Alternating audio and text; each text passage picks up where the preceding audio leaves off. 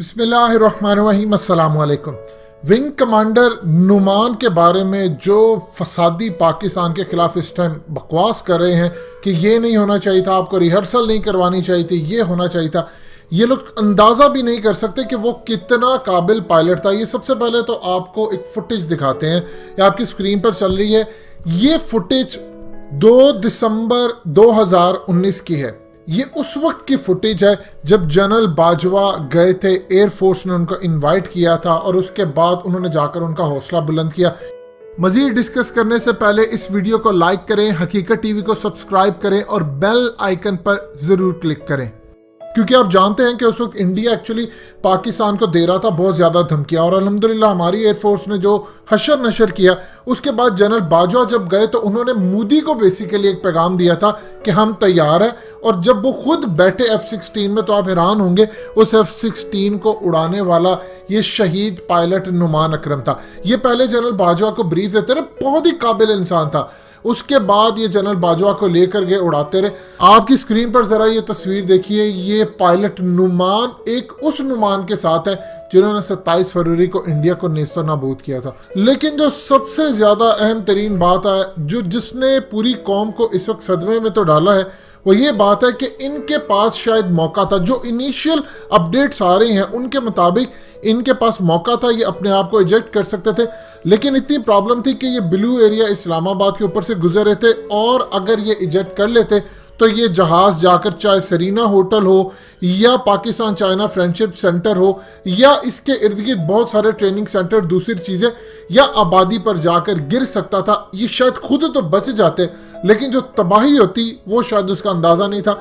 आप जानते हैं कि जब एयरफोर्स के अंदर इस तरह की सूरत हाल होती है तो पायलट को सख्ती से कहा जाता है, बावजूद इसके कि हमारे पास पैसे नहीं है, हम पायलट को फिर भी कहते हैं, क्योंकि अल्हम्दुलिल्लाह इतने ट्रेंड पायलट होते हैं। इंडिया के मुकाबले में हमारे पास अल्हम्दुलिल्लाह अगर 2 हमारे पायलट्स हैं तो हमारे मुकाबले में इंडिया के पास 1.2 है।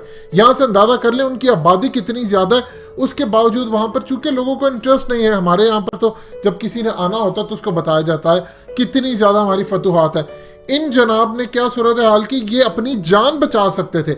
ये देखिए आपकी स्क्रीन पर जरा इनकी फैमिली की तस्वीर नजर आ रही है। जब इंसान मरने वाला होता है तो क्या उसको अपनी फैमिली याद नहीं आती? मेरे बच्चे हैं, छोटे छोटे इनके बच्चे हैं, इनकी वाइफ है, इनकी फैमिली है।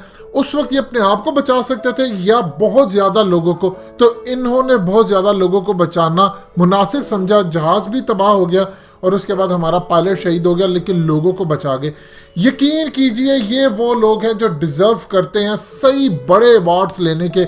ये डिज़र्व करते हैं, इनकी फैमिली से इनके बच्चों को सपोर्ट करना बनता है। हमारी एयरफोर्स करती तो है, लेकिन ऐसे वाक़यात जहां पर आपकी एयरफोर्स भी कहे कि अरबों रुपया बेशक ज़ाया होता हो जाए, आप अपनी जान बचाएं, लेकिन उसके साथ फिर इनसे एक अहद भी लिया जाता है कि अगर आपके सामने सिचुएशन ऐसी हो कि आबादी को निशाना बनता है, या तो आप उनको बचा लें या अपने आप को बचा लें, तो ये हमेशा कोशिश करते हैं आबादी को बचा लें, और आज इस अजीम इंसान ने यही काम किया।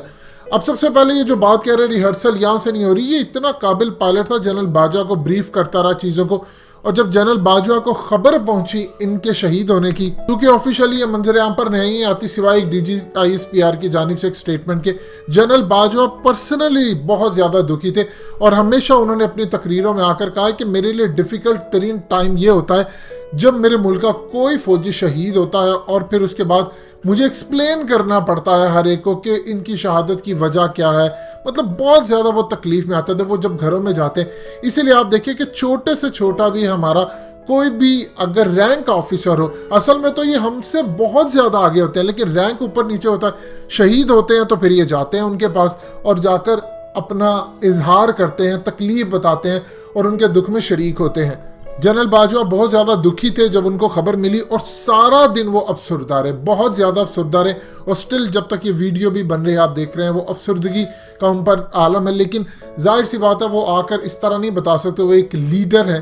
लेकिन एक चीज़ याद रहे हमेशा से, अगर हम अपने हीरोज़ की कदर नहीं करेंगे, यकीन कीजिए जो हमारे पास पायलट्स हैं, अगर इनका सही मुकाबला दुनिया में किसी दुनिया के पायलट से हो सकता है तो वो है इसराइली पायलट। इसराइली पायलट भी दुनिया के बेहतरीन पायलट है। अभी तक हमारा इसराइल से 5-0 का टाकरा है, और अगर हम वो जो पायलट इसराइली हमने पकड़ा है, इस तमाम सूरत हाल में हमने उनका जो जहाज मारकर गिराया, तो आप समझ लें ऑफिशियली तो ना सही लेकिन अनऑफिशियली 6-0 का फैसला है। इसराइल याद रखिएगा कभी भी अपना बदला नहीं भूलता।